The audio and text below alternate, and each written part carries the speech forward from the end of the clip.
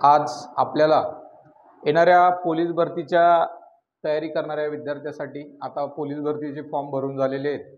15 April ही last तारीख होती। या तारखेपर्यंत तुम्ही सर्व विद्यार्थ्यांनी फॉर्म भरून घेतला असाल।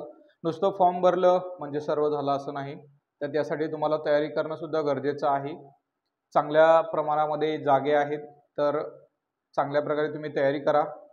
त्यासाठी तुम्हाला सर्वप्रथम मी बेस्ट ऑफ लक म्हणतो। तुम्ही सध्या ग्राउंडची तर तयारी करतच असाल, पण ग्राउंडच्या तयारीसोबत सोबत तुम्हाला लेखीची सुद्धा तयारी करणं तितकंच महत्त्वाची आहे। जर तुम्ही ग्राउंडची तयारी सकाळी आणि संध्याकाळी करत असाल तर डेली तुमचं लेखीचं सुद्धा तयारी असणं गरजेचं आहे। यासाठीच मी तुमच्यासाठी खास ऑनलाईन काही व्हिडिओ घेऊन येतोय, जे काही GSचे व्हिडिओ आहेत। त्यामध्ये तुम्हाला जे काही आत्तापर्यंत 1-2 प्रश्न त्यावर येऊन गेलेलाच आहे, अशा पद्धतीनं जे काही पोलीस भरतीला लागणारं एकदम शॉर्टमध्ये आणि कमीत कमी वेळेमध्ये तुम्ही एक व्हिडिओ बघितलात की तुमचा एक मार्क फिक्स होऊ शकतो, अशा पद्धतीनं काही व्हिडिओ बनवण्याचा प्रयत्न मी करत आहे। तर तुम्हाला कसं वाटतं काय नाही ते तुम्ही नक्कीच मला कमेंट्स करून कळवा। तर चला आपण आपल्या मूळ विषयाकडे येऊ।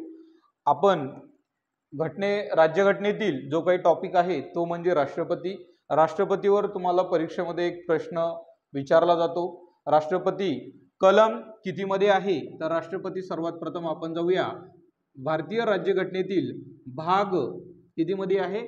5 मध्ये आहे। भाग 5 प्रकरण 1, भाग 5 प्रकरण 1 मध्ये आपल्याला राष्ट्रपती बद्दल सांगण्यात आलेलं आहे। आणि कलम जर आपण म्हटलं तर कलम 52 ते 62 इतक्या कलमाचा आपल्याला अभ्यास करायचा आहे। म्हणजे बऱ्याचदा परीक्षेमध्ये प्रश्न येतो की भारतीय संविधानामध्ये राष्ट्रपतीची तरतूद कोणत्या कलमानुसार करण्यात आलेली आहे? तर तो कलम 52 आपल्याला लक्षात ठेवायचा आहे। कधी कधी असा सुद्धा प्रश्न येतो, भारतीय संविधानामध्ये राष्ट्रपतीची जी काही म्हणजे राष्ट्रपतीबद्दल जी काही तरतुदी देण्यात आलेल्या आहेत ते कोणत्या कलमामध्ये देण्यात आलेले आहेत? तर तुम्हाला लक्षात ठेवायचं आहे कलम 52 ते 62। आणि दुसरी एक महत्त्वाची गोष्ट असते की म्हणजे याच्यावर जे काही प्रश्न येतात त्याबद्दल मी तुम्हाला सांगतोय। राष्ट्रपती हे भारतीय संविधानामध्ये कोणत्या भागामध्ये आहे? तर भाग 5 आणि प्रकरण 1 हे तुम्हाला लक्षात ठेवायचं आहे। तर सर्वप्रथम आपण राष्ट्रपतीबद्दल अभ्यास करत असताना राष्ट्रपती कोण आहेत, काय आहेत हे तर बऱ्याच मुलांना माहिती आहे। तरी सुद्धा परीक्षेच्या दृष्टिकोनातून एकदम कमीत कमी एकदम आपण काय म्हणू की ऑब्जेक्टिव्ह पद्धतीनुसार आपण आज इथे घेणार आहोत। एकदम डीप मध्ये आपण जाणार नाहीये, जे की तुमच्या भरतीसाठी अत्यंत महत्त्वाचा जो टॉपिक आहे त्याबद्दल आपण इथे बोलतोय। तर बघा, राष्ट्रपतीला भारताचे नामधारी प्रमुख सुद्धा म्हणून ओळखलं जातं। नामधारी प्रमुख। आता नामधारी प्रमुख म्हणजे काय तुम्हाला माहिती आहे? नामधारी प्रमुख म्हणजे काय? तर फक्त नावापुरता, म्हणजे आपल्या देशातला जो काही कारभार आहे तो संपूर्णपणे राष्ट्रपतीच्या नावाने चालतो। पण वास्तविकरित्या जर आपण पाहिलं तर आपल्या देशाचा संपूर्ण कारभार हे कोण करतात? पंतप्रधान करतात। म्हणजे वास्तविक प्रमुख कोण आहेत देशाचे? तर पंतप्रधान आहेत। बऱ्याचदा परीक्षेमध्ये प्रश्न आलेला आहे की भारताचा वास्तविक प्रमुख कोण आहे? तर तुम्हाला तिथे पंतप्रधान लिहायचं आहे। आणि भारताचा नामधारी प्रमुख कोण आहे असा जर प्रश्न तुम्हाला आला तर तुम्हाला ते काय लिहायचंय? राष्ट्रपती लिहायचंय। म्हणजे भारताचे नामधारी प्रमुख म्हणजे कोण? तर राष्ट्रपती। त्याचबरोबर भारताचे प्रथम नागरिक, बघा प्रथम नागरिक हा सुद्धा एक महत्त्वाचा मुद्दा आहे। भारताचे प्रथम नागरिक कोण सुद्धा जर असा प्रश्न असेल तर ते सुद्धा राष्ट्रपती हेच तुमचं उत्तर आलं पाहिजे। भारताचे प्रथम नागरिक सुद्धा म्हणून राष्ट्रपतीची ओळख आपण करतो। त्याचबरोबर घटनात्मक प्रमुख असं सुद्धा म्हणून राष्ट्रपतीला ओळखलं जातं। घटनात्मक प्रमुख। आणि त्यानंतर आहे संविधान प्रमुख। संविधान प्रमुख। ओके। थोडक्यामध्ये जर तुम्हाला लक्षात ठेवायचं असेल तर ह्या बाबीवर तुम्हाला एक प्रश्न येऊन जातो आणि आपल्याला वाचलेलं असतं पण आपल्याला लक्षात येत नाही, असं होऊन जातं। तर जर तुम्ही हा व्हिडिओ बघितला तर तुमच्या लगेच लक्षात येईल की भारताचा नामधारी प्रमुख कोण आहे? राष्ट्रपती आहे. भारताचा प्रथम नागरिक कोण आहे? राष्ट्रपती आहे. भारताचा घटनात्मक प्रमुख कोण आहे? राष्ट्रपती आहे. आणि भारताचे संविधान प्रमुख कोण आहेत? तर राष्ट्रपती आहेत. अशा प्रकारे राष्ट्रपतीबद्दल तुम्हाला या एका पॉइंटवर सुद्धा परीक्षेमध्ये प्रश्न येऊ शकतो.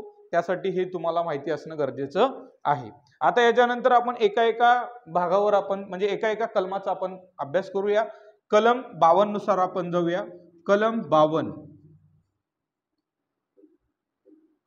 कलम 52 मध्ये आपल्याला काय सांगितलेलं आहे?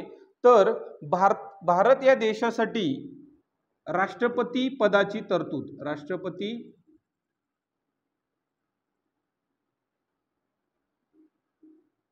राष्ट्रपती पदाची तरतूद आपल्या भारतीय संविधानामध्ये संविधानकर्त्यांनी आपल्या देशाला एक राष्ट्रपती असेल अशा प्रकारची तरतूद भारतीय संविधानामध्ये कलम 52 मध्ये केलेली आहे. हे लक्षात ठेवायचं आहे.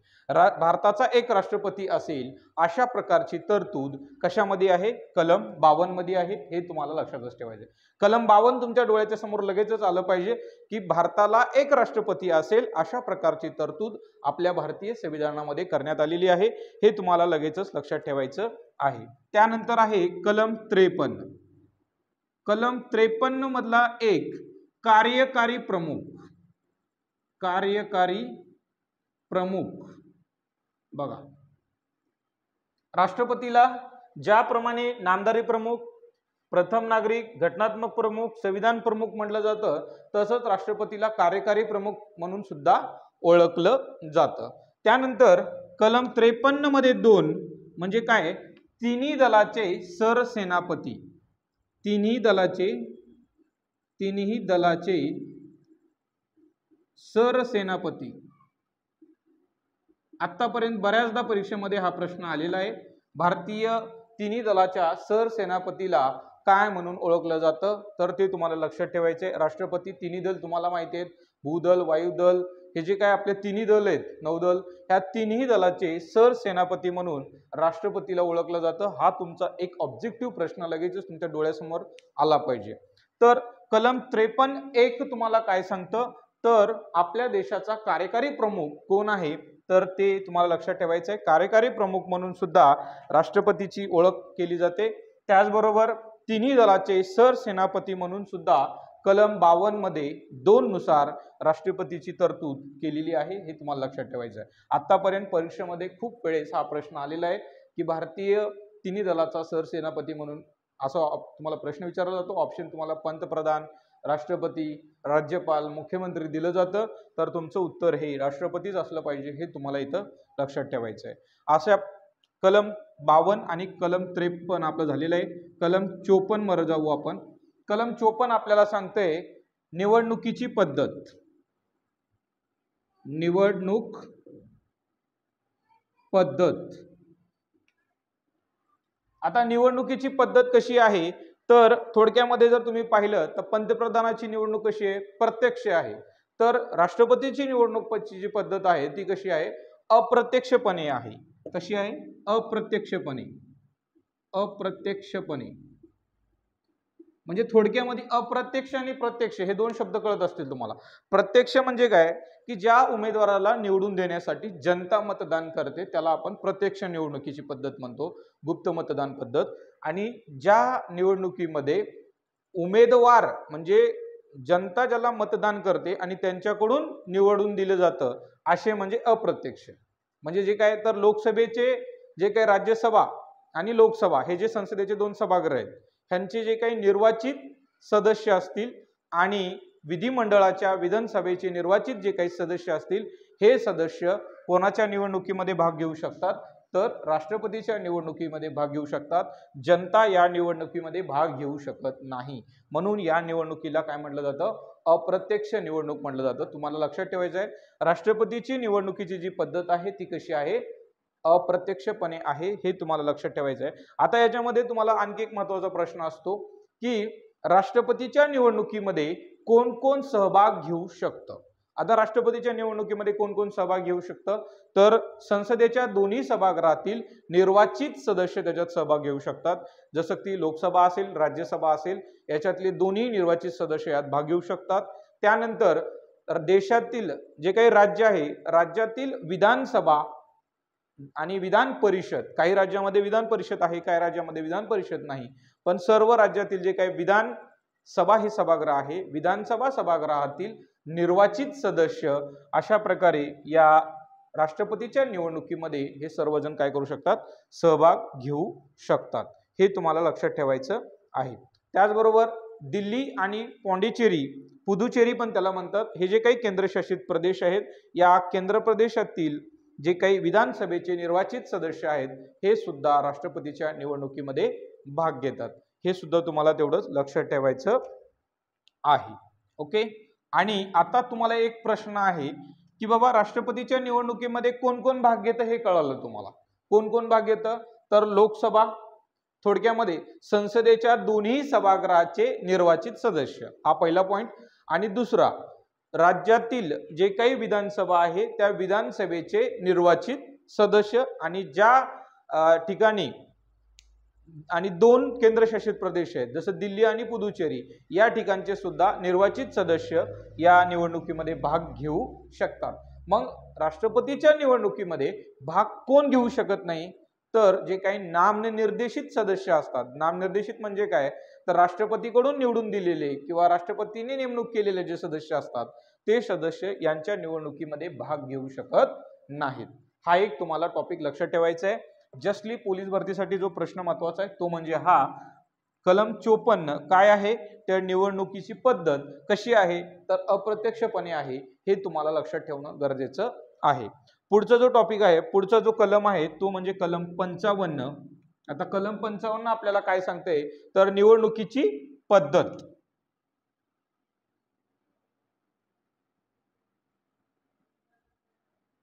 निवडणूक पद्धत. आता वरती पण तुम्हाला निवडणूक पद्धत आपण सांगितलेलं आहे, आणि त्याच्यानंतर आता आपण जे सांगतोय ते सुद्धा निवडणुकीची पद्धत आहे. बघा, तर आता ह्याच्यामध्ये निवडणुकीची पद्धत अप्रत्यक्षपणे आहे, आणि याच्यात कोण कोण सहभाग घेतं हे 54 मध्ये आहे. कलम 54 मध्ये याची तरतूद आहे. आणि कलम 55 मध्ये काय आहे, तर राष्ट्रपतीची जी काही निवडणुकीची पद्धत आहे ती कशी आहे, तर ती जी पद्धत आहे एकल संक्रमणीय पद्धत आहे. कसं आहे, एकल संक्रमणीय पद्धत. एकल संक्रमणीय पद्धतीनुसार यांची काय केलं जाते, थोडक्यामध्ये राष्ट्रपतीची निवड केली जाते. म्हणजे काय, तर पसंती क्रमांक दिले जातात 1, 2, 3, 4, आणि त्या पसंती क्रमांकानुसार त्यांची निवड केली जाते. आता तुम्हाला याच्यामध्ये जर डीप मध्ये सांगायचं गेलं तर खूप काही त्याच्यामध्ये खूप डीप मध्ये काही गोष्टी आहेत, पण आपण एवढं डीप मध्ये न जाता तुम्हाला फक्त जे पोलीस भरतीच्या परीक्षेच्या दृष्टिकोनातून जे महत्त्वाच्या बाबी आहेत ते मी तुम्हाला सांगतोय. परीक्षेमध्ये तुम्हाला प्रश्न येऊ शकतो की राष्ट्रपतीची निवडणुकीची पद्धत कशा पद्धतीने आहे, तर तुम्हाला एकल संक्रमणीय पद्धतीनुसार आहे. हे सुद्धा तुम्हाला लक्षात ठेवायचं आहे. कलम 55 झाल्यानंतर आपण कलम 56 पाहूया, राष्ट्रपतीचा कालावधी. म्हणजे राष्ट्रपतीला एकूण किती वर्षाचा कालावधी असतो त्यांच्या पदासाठी, ह्या बाबतीचा आपण अभ्यास करूया. कलम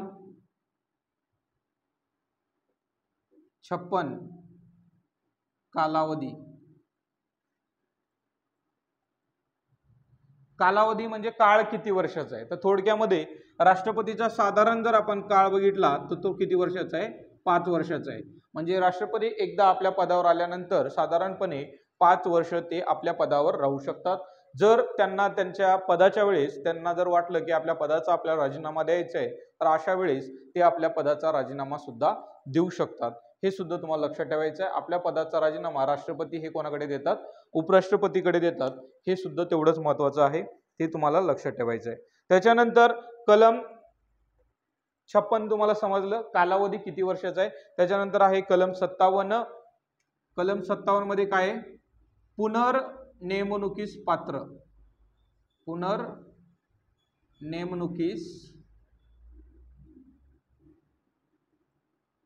पात्र. बघा, कलम 57 भारतीय संविधानामध्ये जे कलम 57 आहे हे काय सांगतं, तर हे सांगतं की पुनर्नेमणुकीसाठी पात्र आहे. म्हणजे काय, भारतीय संविधानामध्ये जे काही आता राष्ट्रपती आहेत, आपल्या भारतामध्ये आता हे कलम इथं तरतूद त्यांनी का केली याचं खास एक कारण आहे. USA म्हणजे जसं अमेरिका वगैरे आहे यांच्याकडे तरतूद वेगळी आहे. म्हणजे यांचे जे राष्ट्राध्यक्ष आहेत हे फक्त 2 वेळेसच राष्ट्रपती पदाची निवडणूक लढवू शकतात. पण आपल्या देशाचा जो काही राष्ट्रपती आहे तो कितीही वेळेस राष्ट्रपती म्हणून तो पदावर येऊ शकतो. म्हणजे पुनर्नेमणुकीसाठी तो पात्र असू शकतो. पण आतापर्यंत आपल्या देशाचा जर आपण पूर्ण आतापर्यंतचा इतिहास जर पाहिला तर त्यामध्ये फक्त डॉक्टर राजेंद्र प्रसाद हे 2 वेळेस काय झालेले आहेत देशाचे राष्ट्रपती म्हणून कार्यरत असलेले आहेत. हे सुद्धा तुम्हाला लक्षात ठेवायचं आहे. त्याच्यानंतर कलम 57 झाल्यानंतर कलम 58 हे एक लक्षात ठेवायचं आहे. USA या ठिकाणी फक्त 2 वर्ष, पण भारतामध्ये अशी काही अट नाही. भारतामध्ये कितीही वेळेस राष्ट्रपती पदाची निवडणूक एक व्यक्ती लढवू शकतो. पण आतापर्यंत फक्त एकाच व्यक्तीने लढलेलं आहे, ते म्हणजे त्यांचं नाव काय, डॉक्टर राजेंद्र प्रसाद. हे तुम्ही लक्षात ठेवायचं आहे. त्यानंतर पुढे आपण पाहूया कलम 58 आहे पात्रता. आता पात्रता काय आहे, कोणता व्यक्ती भारताचा राष्ट्रपती होऊ शकतो, कोणी होऊ शकतं का, होऊ शकत नाही. तर त्यासाठी काय महत्वाचं आहे, नंबर 1 ची पात्रता आहे तो भारताचा नागरिक असला पाहिजे. तो भारताचा नागरिक असावा. पहिली पात्रता महत्वाची आहे. दुसरी पात्रता महत्वाची जी आहे ती म्हणजे काय, वयाचे 35 वर्ष पूर्ण असावे. वयाचे 35 वर्ष पूर्ण असावे. आणि तिसरी पात्रता म्हणजे काय आहे, ते म्हणजे लोकसभा सदस्य म्हणून निवडून येण्यास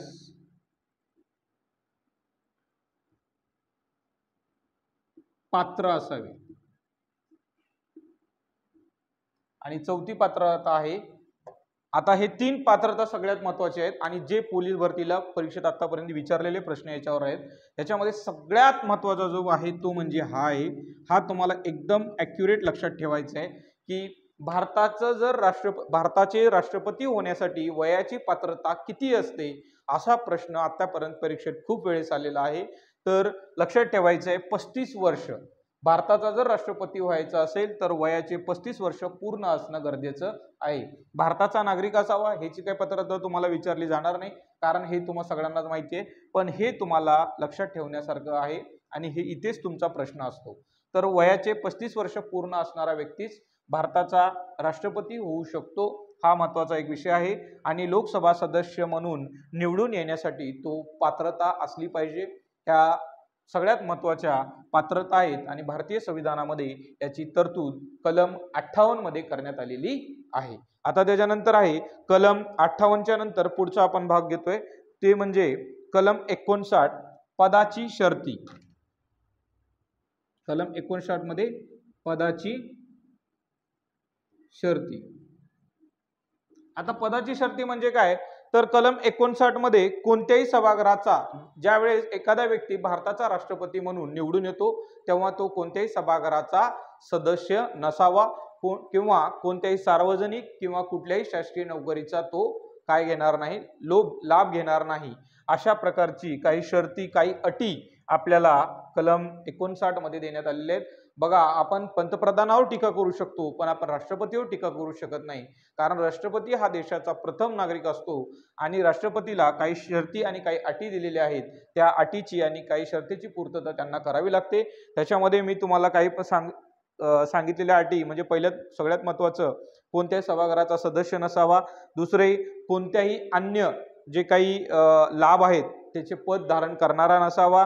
त्यानंतर आता आणखी एक महत्त्वाची गोष्ट अशी आहे की भारतीय राज्यघटनेमध्ये राष्ट्रपतीला एकूण मूळ वेतन किती दिलं होतं, तर भारतीय राज्यघटनेमध्ये जेव्हा तरतूद केली होती तेव्हा राष्ट्रपतीला मूळ वेतन फक्त 10,000 रुपये ठरवण्यात आलेलं होतं. त्यानंतर हळूहळू त्याच्यामध्ये चेंजेस केले गेले आणि दुरुस्ती केली गेली आणि 1998 मध्ये दुरुस्ती झाली आणि त्याच्यानंतर अंमलबजावणी त्याची जर आपण पाहिलं तर 1996 मध्येच झालेली आहे. 10,000 वरून 50,000 इतका पगार राष्ट्रपतीला केला गेला. आणि त्याच्यानंतर 2008 मध्ये राष्ट्रपतीच्या पगारामध्ये आणखीन वाढ झाली, 50,000वरून 1.5 लाख इतका पगार राष्ट्रपतीला केला गेला आणि आज आणखीन त्याच्यामध्ये तरतूद आणि इतर अनेक सवलती, संरक्षण आणि बऱ्याचशा गोष्टी राष्ट्रपतीला दिल्या जातात। ह्या सगळ्या महत्त्वाच्या गोष्टी तुम्हाला लक्षात असल्या पाहिजेत। आणि आता 59 नंतर 60 जो काही प्रश्न आहे ते म्हणजे शपथ। जो व्यक्ती भारताचा राष्ट्रपती म्हणून त्याची निवड होते त्यावेळेस त्याला शपथ दिली जाते आणि हा सगळ्यात महत्त्वाचा एक मुद्दा आहे, ते म्हणजे भारताच्या राष्ट्रपतीला राष्ट्रपती म्हणून शपथ कोण देतात, तर सर्वोच्च न्यायालयाचे, मी लक्षात ठेवा HC लिहितो, HC म्हणजे सर्वोच्च न्यायालय, सर्वोच्च न्यायालय सरन्यायाधीश,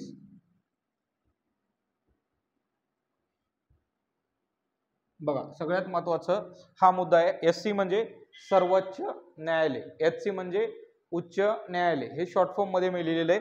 सर्वोच्च न्यायालयाच्या सरन्यायाधीशाकडून कोणाला शपथ दिली जाते, राष्ट्रपतीला शपथ दिली जाते। हा सुद्धा प्रश्न पोलीस भरतीच्या मुलांसाठी अत्यंत महत्त्वाचा आहे, कारण तुम्हाला आतापर्यंत बऱ्याचदा परीक्षेत प्रश्न विचारलेला आहे की भारताच्या राष्ट्रपतीला राष्ट्रपतीमधून पदाची शपथ कोण देत असतात, तर तुम्हाला लक्षात ठेवायचं आहे सर्वोच्च न्यायालयाचे सरन्यायाधीश त्यांना त्यांच्या पदाची शपथ देतात। आणि याच्यानंतर कलम आहे 61, ते आहे महाभियोग। महाभियोग, आता महाभियोग हे काय आहे, तर भारताच्या राष्ट्रपतीने जर घटनेचा भंग केला, हा सगळ्यात महत्त्वाचा मुद्दा आहे, घटनेचा भंग, घटनेचा भंग हे लक्षात ठेवा।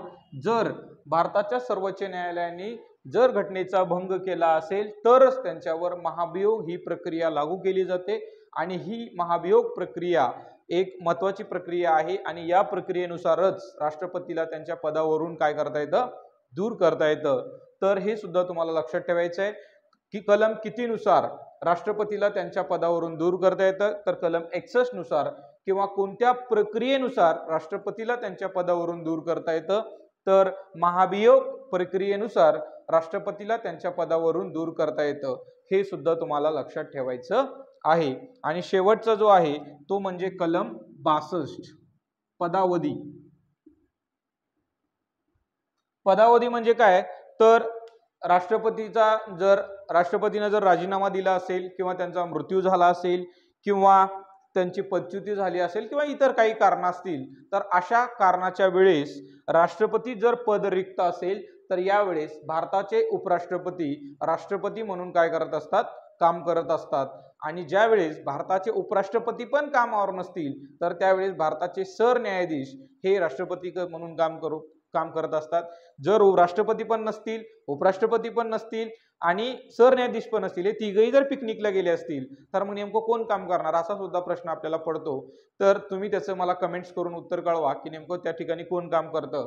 तर अशा प्रकारे कलम 52 ते 62 हे आपण एकदम शॉर्टकटमध्ये आणि एकदम थोड्या महत्त्वाच्या बाबी तुम्हाला देण्याचा प्रयत्न केलेला आहे।